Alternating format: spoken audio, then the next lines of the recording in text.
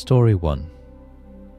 This is the story of Emily, a 28-year-old from upstate New York, who visited a historic cemetery near her town just before closing, who found a grave with her name on it, and who saw someone already standing there, waiting.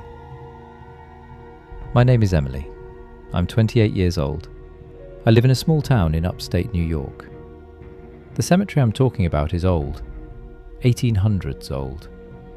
The kind of place with leaning headstones and trees that feel older than the town itself. I used to go there to walk. That day I arrived late. The sun was already low. The grounds were empty. I was about to leave when I noticed something I had never seen before. A section near the back, past the older graves.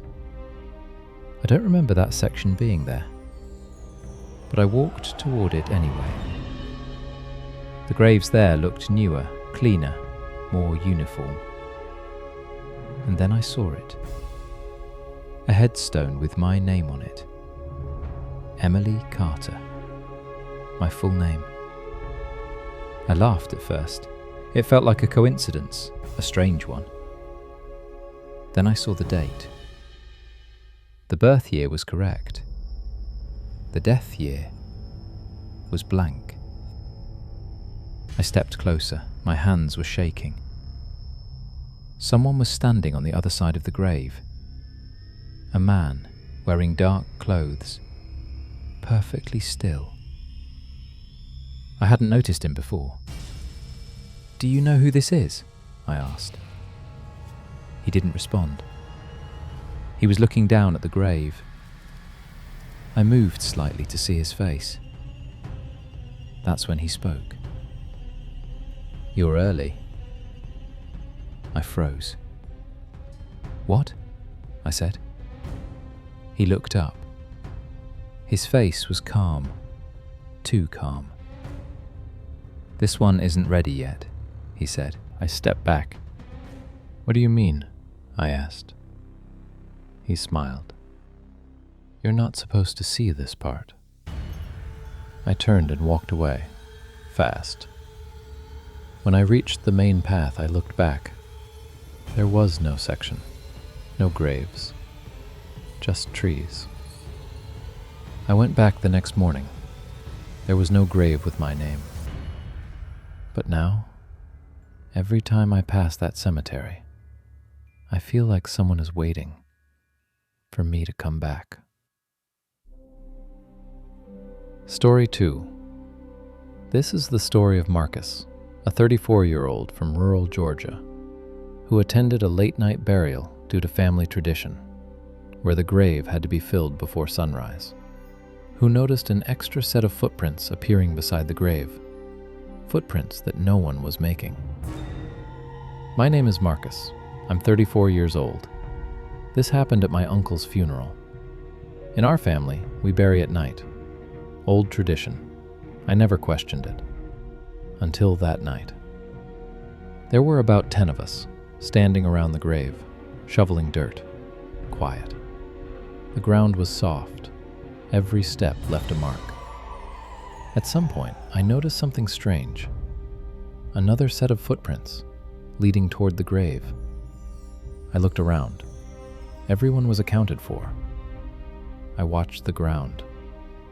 Another footprint appeared, right in front of me. No one stepped there. I froze. Another one, closer. "Do you see that?" I whispered to my cousin. He shook his head. The others kept working. The footprints reached the edge of the grave, then stopped. The dirt we were throwing in started settling oddly, like something inside was shifting. Then I heard it. A faint movement from inside the grave.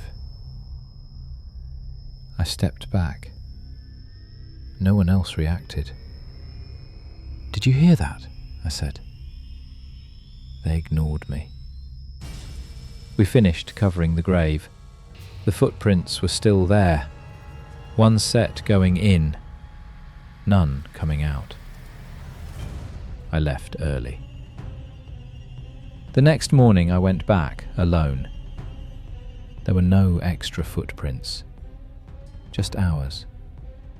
But at the center of the grave, the soil had sunk in the shape of a body facing upward. Story 3. This is the story of Daniel, a 26-year-old from Oregon who worked as a groundskeeper in a cemetery, who noticed one grave that was always disturbed. Soil slightly shifted. Flowers moved. No matter how often he fixed it, until one morning he arrived early and saw someone climbing back into it.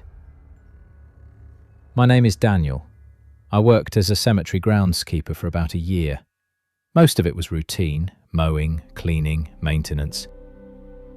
Except for one grave. Plot 47. Every morning it looked disturbed. The soil slightly raised, like something had pushed up from underneath. I would fix it, flatten it, reset the flowers. The next morning, same thing. I reported it. They told me animals. It didn't look like animals. So one day I came in early, before sunrise.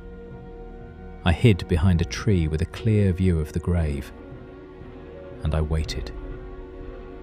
For an hour, nothing happened. Then the ground moved. Not collapsing, rising. The soil split slightly, and a hand came out. I couldn't move. A person pulled themselves out of the grave. Slowly, calmly. They stood up, covered in dirt. Their movements were normal. Too normal. They brushed themselves off. Then they looked directly at me. I hadn't made a sound. "You're early today," they said. Same words. They stepped out of the grave completely, then walked past me, close enough that I could see their face clearly. It matched the photo on the headstone. They walked toward the gate and disappeared before reaching it. I checked the grave. It was empty. Completely empty. I quit that day. I never told anyone. But sometimes I wonder, how many graves aren't empty? Story 4. This is the story of Lauren, a 31-year-old from Illinois who visited her sister's grave every month, who began receiving voicemails from her sister's phone months after she was buried. Voicemails recorded from inside the cemetery. My name is Lauren. My sister died in a car accident 3 years ago. Her phone was buried with her. That was my parents' decision. A month after the funeral, I got a voicemail from her number. I thought it was a glitch. I listened to it. Static at first, then breathing, then her voice. "Lauren?" I dropped my phone. I called the number back. Disconnected. It kept happening. Once a month. Always at night. Always the same pattern. Static. Breathing. Her voice. "Can you hear me?" I went to the cemetery. I stood at her grave and played the voicemail. The moment her voice said my name, the ground beneath me vibrated. Just slightly, like something responding. I stopped going. But last month, I got another voicemail. Different this time. Clear. No static. Just her voice. Don't come back. And then a second voice. Not hers. Whispering, she's not alone anymore. Story 5. This is the story of Tyler, a 23-year-old from Texas, who and his friends dared each other to spend the night in a cemetery, who woke up alone, who realized his friends had left, and who discovered something had taken their place. My name is Tyler. I was 23 when this happened. Me and 3 friends went to a cemetery at night, just for fun. Stupid idea. We brought flashlights, snacks, planned to stay until sunrise. At some point, I fell asleep. When I woke up, it was still dark, and I was alone. I checked my phone. No signal. I called out. No response. Then I saw them. 3 figures standing near the graves. My friends. I felt relieved. Very funny, I said. They didn't respond. They were just standing there.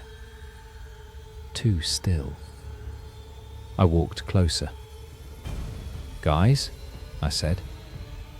One of them turned. It looked like my friend, but something was off. The face didn't move right, like it was being worn. We stayed, it said. The voice was wrong, flat. The other 2 turned. Same thing. We didn't leave you, they said. I backed away. Then one of them asked, "Why did you wake up?" I ran. I made it to the gate. My real friends were there, waiting, panicked. They said they had woken up and I was gone. They had been searching for me for an hour. I told them what I saw. We left. The next day we went back. There were no footprints, except mine, leading deeper into the cemetery and stopping at 3 graves, side by side. 6 stories, 6 graveyards, 6 moments where something crossed the boundary between the living and the dead. Graveyards are meant to be quiet, still, final. But sometimes they are not. Sometimes something moves beneath the soil. Sometimes something waits between the headstones. Sometimes something notices when you visit. And sometimes something follows you back. Good night.